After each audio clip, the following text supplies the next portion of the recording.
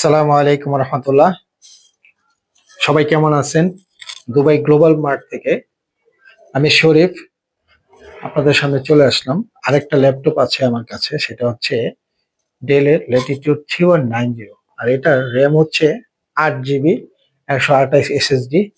আর এটার ফ্লেক্সিবিলিটি হচ্ছে 360 ডিগ্রি। এটা ওকে, আপনারা এটা ব্যবহার করে খুবই মজা পাবেন, ট্যাবের মতো করে ব্যবহার করতে পারবেন। আর এটার কন্ডিশনটা আপনাকে দেখাচ্ছি, অবশ্যই ফুল ফ্রেশ কন্ডিশনই আছে। আর এইগুলা আমরা সরাসরি দুবাই থেকে নিয়ে আসি। এখানে পেছনে অবশ্যই দেখতেছেন আমাদের কাছে শোরুমে সাজানো আছে আমাদের। আপনারা যে কোনো ল্যাপটপ চাইলে আমাদের কাছে আসতে পারেন। আমাদের ঠিকানা হচ্ছে মিরপুর 10 গোল চত্বর, শাহালি প্লাজার পেছনে, 4 নম্বর রোড, 6 নম্বর বাসা।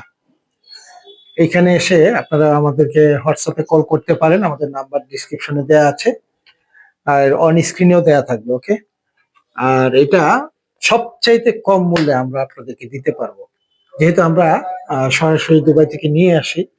রিটেলেও আমরা আপনাদেরকে খুব ভালো মূল্যে দিতে পারবো, ভালো প্রোডাক্টটা দিয়ে দিতে পারবো ইনশাআল্লাহ। আর আপনারা অবশ্যই নক করবেন আসার আগে।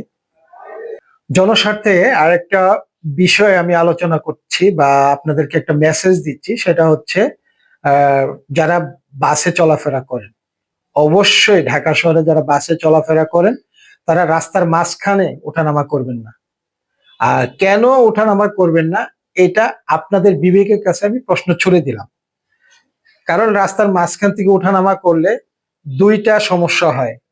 একটা আপনার ব্যক্তিগত সমস্যা, আর আরেকটা হচ্ছে জনগণের সমস্যা।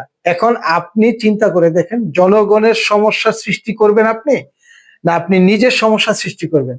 আসলে দুইটাই আমাদের কারো কাছেই কাম্য না।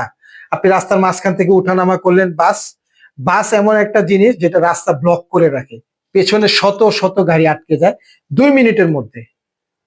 এটা, এই জিনিসটা আপনাদের একটু মেসেজ আমি বুঝিয়ে দিলাম। আর আপনি ব্যক্তিগতভাবে রাস্তার মাঝখান থেকে উঠানামা করলে আপনার জীবনের যে কোনো সময় যে কোনো রকম দুর্ঘটনা ঘটতে পারে। আর দুর্ঘটনা কিন্তু আপনার ওই বারবার আসে না, আপনি উঠানামা করতেছেন সমস্যা নেই, ওঠানামা হচ্ছে, কিন্তু দুর্ঘটনা কিন্তু একবারই আসে, একবারই। ওই দুর্ঘটনায় কিন্তু আপনি অথর্ব হয়ে যাবেন সারা জীবনের জন্য, এমনকি আপনার জীবনও চলে যেতে পারে। ঠিক আছে, ধন্যবাদ। আসসালামু আলাইকুম রহমতুল্লাহ।